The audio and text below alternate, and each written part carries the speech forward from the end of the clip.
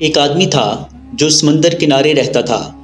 اس کے پاس بہت ساری کشتیاں تھیں جن کو وہ کرائے پر دیتا۔ کسی نے اگر سمندر کی سیر پر جانا ہو یا کسی مشوارے نے مچھلیاں پکڑنے کے لیے جانا ہو، اس کے پاس ہر طرح کی کشتی موجود تھی۔ ایک کشتی اس نے اپنے خود کے لیے بھی رکھی ہوئی تھی۔ اس کے بچے جو شہر میں پڑھتے تھے وہ کبھی کبھار چھٹیوں میں سمندر کی سیر کرنے کے لیے وہاں آیا کرتے تھے۔ اب گرمیوں کی چھٹیاں ہونے والی تھیں۔ اس آدمی کو اندازہ تھا کہ چھٹیاں ہوتے ہی اس کے بچے سمندر کی سیر کو ضرور آئیں گے۔ اسی لیے اس نے ایک پینٹر کو بلوایا۔ اس کی کشتی کا رنگ تھوڑا خراب ہو چکا تھا۔ اس نے پینٹر کو بولا کہ اس کشتی کو اچھا سا پینٹ کر دو، میرے بچوں نے چھٹیاں گزارنے آنا ہے، انہوں نے سمندر کی سیر بھی کرنی ہے، تم اس کشتی کو خوبصورت سا پینٹ کر دو تاکہ یہ بالکل نہیں لگے۔ پینٹر بھی اپنے کام کا ماہر تھا۔ اس نے بڑی خوبصورتی سے، بڑی مہارت سے کشتی کو پینٹ کرنا شروع کر دیا۔ جب وہ کشتی کو پینٹ کر رہا تھا تو اس کی نظر پڑی۔ اس نے دیکھا کہ کشتی میں ایک سوراخ ہے، ایک سائیڈ سے کشتی تھوڑی ٹوٹی ہوئی ہے۔ اب وہ پینٹر چونکہ زیادہ تر کشتیوں کو ہی پینٹ کرنے کا کام کرتا تھا، اسی لیے اسے کشتیوں کی تھوڑی بہت مرمت کرنا بھی آتی تھی۔ سوراخ چونکہ بہت زیادہ بڑا نہ تھا، اسی لیے اس نے بڑے آرام سے اس سوراخ کو ریپیئر کر کے اس پر بھی پینٹ کر دیا۔ کشتی ایک دم بالکل نئی ہو گئی۔ پینٹ کا کام مکمل کرنے کے بعد اس نے کشتی مالک کے حوالے کی اور اپنے پیسے لے کر وہاں سے چل دیا۔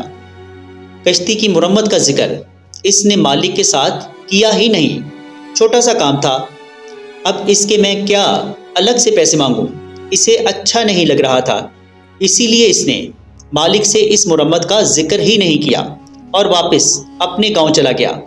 ابھی کچھ ہی دن گزرے تھے کہ ایک آدمی اس گاؤں سے اسے بلانے کے لیے آیا کہ جس کشتی کو تم نے پینٹ کیا تھا، اس کا مالک وہ سیٹھ تمہیں بلا رہا ہے۔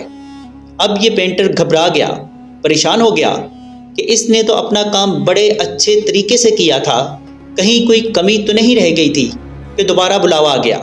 خیر، وہ پریشانی کے عالم میں دوبارہ سمندر کنارے پہنچ گیا۔ خلاف توقع سیٹھ نے اس کا بڑے اچھے سے استقبال کیا، اسے چائے پلائی، کھانا کھلایا اور پھر ایک لفافہ اس کے ہاتھ میں پکڑا دیا۔ پینٹر نے جب لفافہ کھولا تو وہ موٹا سا لفافہ پیسوں سے بھرا ہوا تھا۔ پینٹر یہ دیکھ کر حیران رہ گیا۔ اس نے کہا، مالک، میں نے تو آپ کی کشتی کا پینٹ کا کام کیا تھا اور وہ کوئی اتنا بڑا کام تو نہیں تھا۔ اس کے پیسے تو پہلے ہی آپ مجھے دے چکے ہیں، تو یہ اتنے زیادہ پیسے کس لیے؟ مجھے کچھ سمجھ نہیں آ رہی۔ سیٹھ نے کہا، تم بالکل صحیح کہہ رہے ہو، پینٹ کے پیسے تو میں نے تمہیں اسی دن ہی دے دیے تھے۔ یہ جو پیسے اب میں تمہیں دے رہا ہوں یہ تمہارے دوسرے کام کے ہیں، اور جتنا بڑا تم نے وہ کام کیا ہے اس کے حساب سے تو یہ پیسے بہت ہی کم ہیں۔ اب پینٹر بیچارہ حیران کہ اس نے ایسا کون سا کام کر دیا جس کی مجھے خبر ہی نہیں۔ سیٹھ نے اس کی مشکل آسان کرتے ہوئے کہا، بات یہ ہے کہ اپنی کشتیوں کے کاروبار میں میں اتنا بیزی رہتا ہوں کہ میرے پاس ٹائم ہی نہیں ہوتا۔ میرے بچے سیر کے لیے آنے والے تھے اور میں اپنی ذاتی کشتی کو اچھے سے پینٹ کروانا چاہتا تھا، اسی لیے اس کا پینٹ کروانے کے لیے میں نے تمہیں بلوایا تھا۔ تم نے اپنا کام اچھے سے کر دیا اور تم چلے گئے۔ اگلے ہی دن بچے اپنی چھٹیاں گزارنے کے لیے آ گئے۔ آتے ہی انہوں نے کہا کہ ہم نے سمندر کی سیر کرنی ہے۔ انہوں نے کشتی نکالی اور اس میں سوار ہو کر چلے گئے۔ میں اپنے کام میں اتنا بیزی رہا کہ مجھے یہ یاد ہی نہیں تھا کہ کشتی میں تو ایک سوراخ بھی تھا، اس کو بھی ٹھیک کروانا تھا، اور یہ بات مجھے تب یاد آئی جب میرے بچے کشتی کو لے کر گہرے پانیوں میں جا چکے تھے۔ میں تمہیں بتا نہیں سکتا اس وقت میری کیا حالت تھی۔ میرے بچے میری زندگی کا سرمایہ سمندر کے بیچوں بیچ ایک ایسی کشتی کے اندر تھے جس میں سوراخ تھا۔ میری بیوی یہ سن کر صدمے سے بے ہوش ہو گئی۔ مجھے بھی صاف نظر آ رہا تھا کہ اب میں اپنے بچوں کو کبھی نہیں دیکھ پاؤں گا۔ کچھ ہی گھنٹوں کے بعد میں نے دیکھا کہ میرے بچے واپس آ گئے ہیں اور وہ بڑے خوش ہیں۔ وہ سمندر کی سیر کرنے کے بعد خوشی خوشی گھر واپس آ گئے تھے۔ میں حیران اور پریشان تھا کہ یہ معجزہ کیسے ہو گیا؟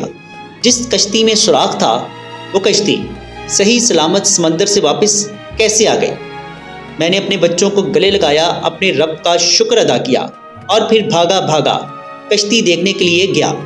دیکھا تو وہاں سوراخ کا نام و نشان نہ تھا، اس کی مرمت ہو چکی تھی۔ تم نے اس دن صرف پینٹ کا کام ہی نہیں کیا تھا بلکہ کشتی کی مرمت کا کام بھی کر دیا تھا۔ اپنی اچھی عادت کی وجہ سے تم نے اس ایکسٹرا کام کا مجھ سے ذکر تک نہ کیا۔ اپنے پینٹ کے پیسے لے کر تم چلے گئے۔ تم نہیں جانتے تھے کہ تمہاری یہ چھوٹی سی اچھائی میرے کتنا کام آئے گی۔ تمہاری اس چھوٹی سی اچھائی کی وجہ سے آج میرے بچے زندہ ہیں۔ آج میں تمہارا قرض دار ہوں۔ آج میں تمہیں جتنے پیسے بھی دوں وہ کم ہے۔ تم نے میرے بچوں کی جان بچائی ہے جو میرے لیے انمول ہیں۔ آج تم نے مجھے خرید لیا ہے۔ آج میں تمہیں جو پیسے بھی دے رہا ہوں یہ اسی مرمت کے پیسے ہیں جو تم نے اس دن مجھے بنا بتائے ہی کر دی تھی۔ دوستو، اس کہانی سے ہمیں یہ سیکھ ملتی ہے کہ آپ اپنی طرف سے اچھے کام کرتے چلے جائیے، پھل اوپر والا ضرور دے گا۔ اس لیے جہاں کہیں آپ کو اچھائی کرنے کا موقع ملتا ہے تو بے لوث ہو کر بنا کسی غرض یا لالچ کے اچھے کام کرتے جائیے کہ دنیا والے اگر آپ کو اس اچھائی کا بدلہ نہ بھی دے تو اوپر والا ضرور دے گا۔ اگر کوئی آپ کو ضرورت کے وقت اپنے مشکل ٹائم پہ آپ کو یاد کرتا ہے تو برا مت مانیے کہ یہ بندہ تو صرف کام پڑنے پر ہی مجھے یاد کرتا ہے، ہمیشہ کام سے ہی فون کرتا ہے۔